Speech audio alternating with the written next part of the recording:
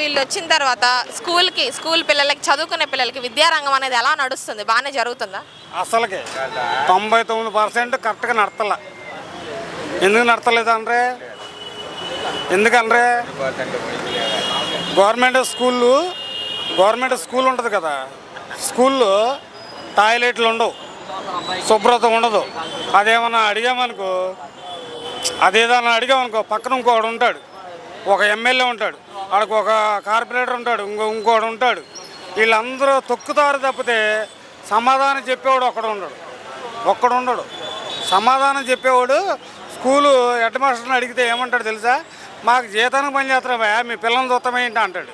Sir, Jaganmohan Reddy గారి ప్రభుత్వంలో నాడు నేడు అనే పథకం ద్వారా పిల్లలకి స్కూళ్ళు ఇంగ్లీష్ మీడియమే కానీ, లేకపోతే వాళ్ళకి ఇచ్చిన యూనిఫామ్సే కానీ, బాత్రూమ్స్ గురించే కానీ, లేకపోతే వాళ్ళు తినే ఫుడ్ గురించే కానీ ఆయన చాలా జాగ్రత్తలు తీసుకున్నారు కదా.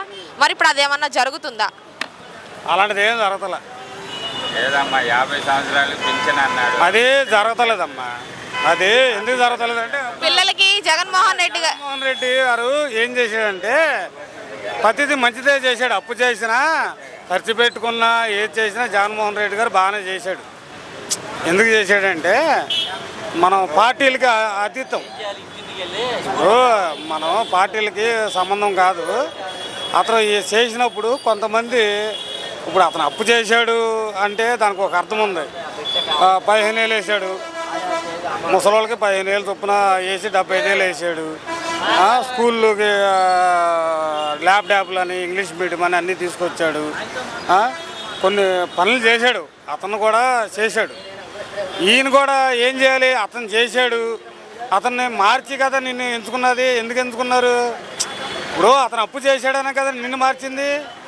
నిన్ను ఎంచుకున్నది ఎందుకు? అతను అప్పు చేశాడు.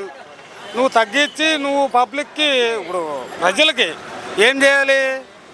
నువ్వు మంచి చేయాలని నువ్వు మనస్ఫూర్తిగా ఉంటే లేనివాడిని ఉన్నవాడి చేతకి ఎలాగవుద్దమ్మా?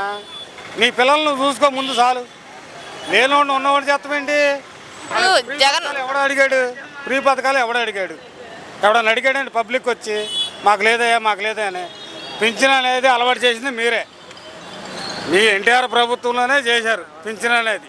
డ్వాక్రా అనేది పెట్టింది మీరే. డ్వాక్రా అనేది పెట్టింది ఎందుకు?